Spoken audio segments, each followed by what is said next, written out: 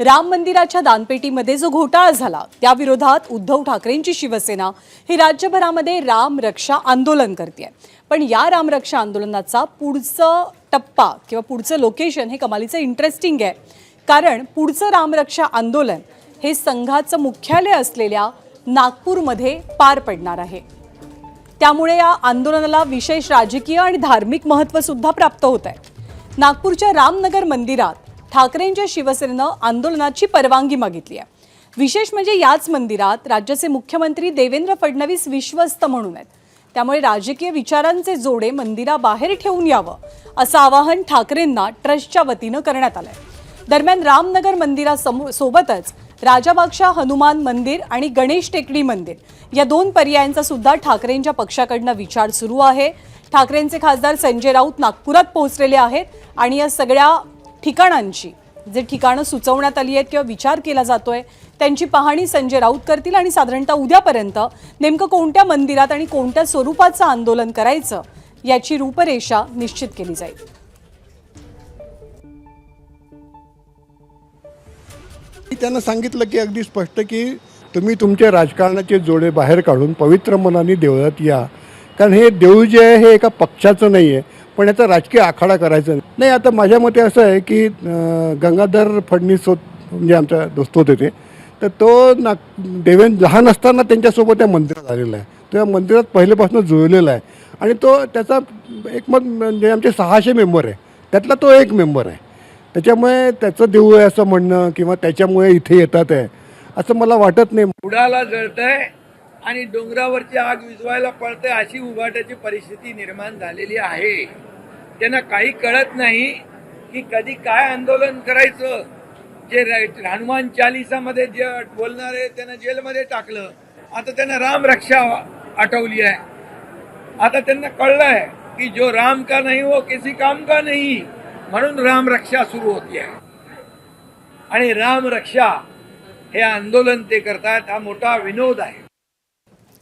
तर उद्धव ठाकरेंच्या रामरक्षा आंदोलनावरनं राज्याचे मुख्यमंत्री देवेंद्र फडणवीसांनी सुद्धा टोला लगावला आणि संजय राऊतांनी त्यांच्या टोल्याला प्रत्युत्तर दिलंय।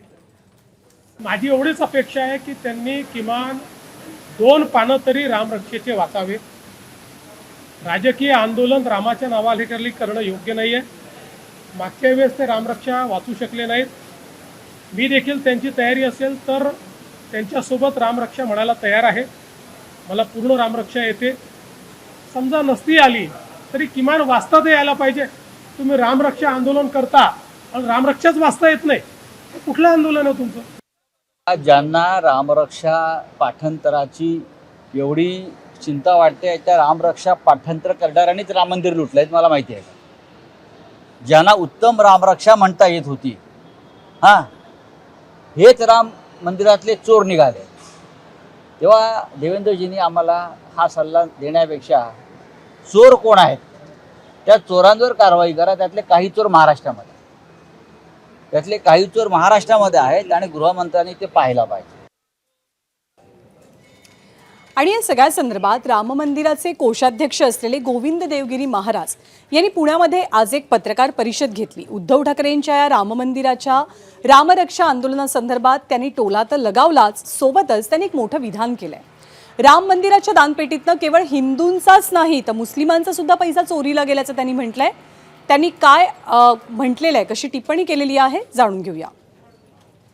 देखिए, ये हिंदू का पैसा और किसी का पैसा ऐसे मैं देखता नहीं हूँ।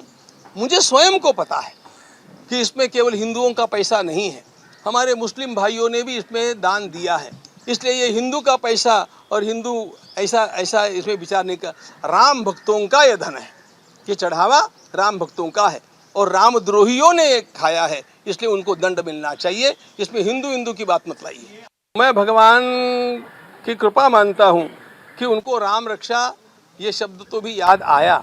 मैं इतना ही परामर्श दूंगा कि भैया राम रक्षा एक बार कंठस्थ कर लो, शुद्ध बोल करके दिखाओ और बाद में निश्चित रूप से इस प्रकार का कोई भी आंदोलन करना है तो करो। हम भी आकर के आपको शुभकामना देंगे।